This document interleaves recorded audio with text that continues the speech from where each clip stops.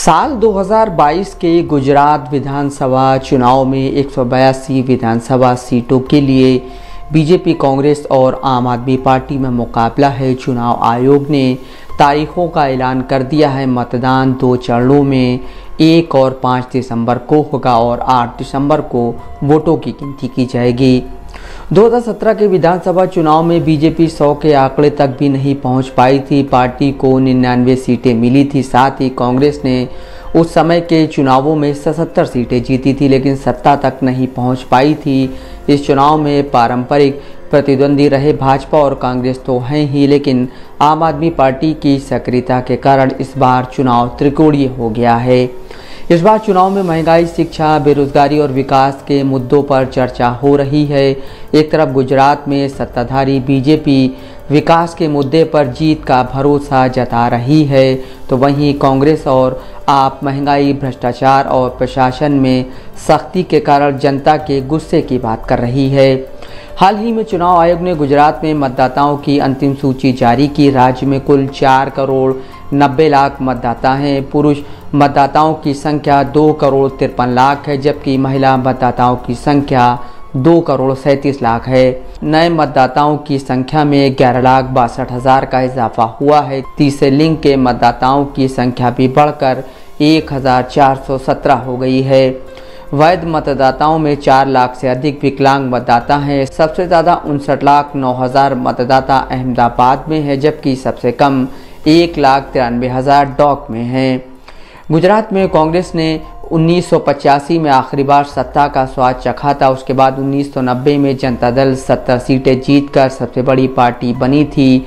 ये वही साल था जब बीजेपी का भी उभार हुआ था और उसने 67 सीटें जीतकर कांग्रेस को तीसरे स्थान पर धकेल दिया था।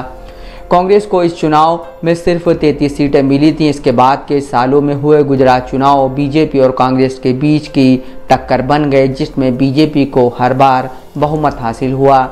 बीजेपी ने 1995 में 121 सीटें, 1998 में 117 सीटें और 2002 में सबसे ज़्यादा 127 सीटें जीती थी। इसके बाद बीजेपी ने 2007 में 116 और 2012 में 115 सीटों पर जीत हासिल की थी।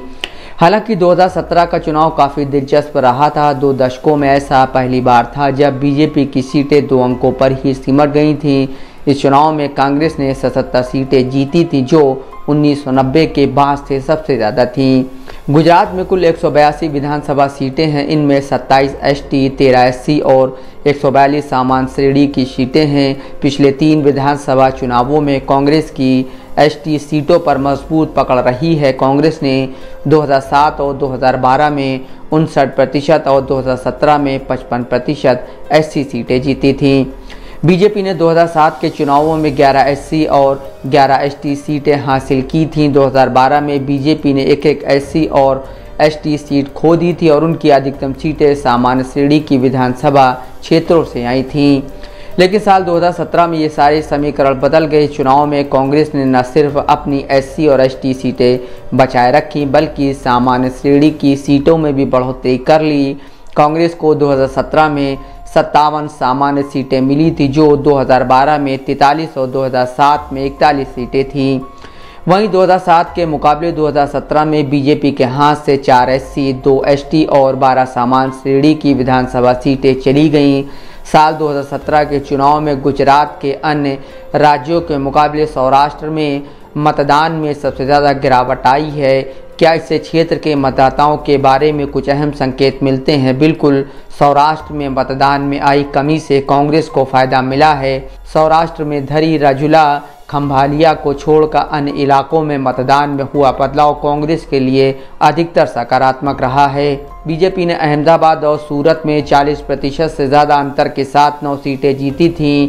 इसमें मणिनगर सीट भी शामिल थी, जहां से पीएम मोदी ने गुजरात के मुख्यमंत्री रहते चुनाव लड़ा था। हालांकि 12 ऐसी सीटें थीं जिनमें जीत का अंतर 1% से भी कम था।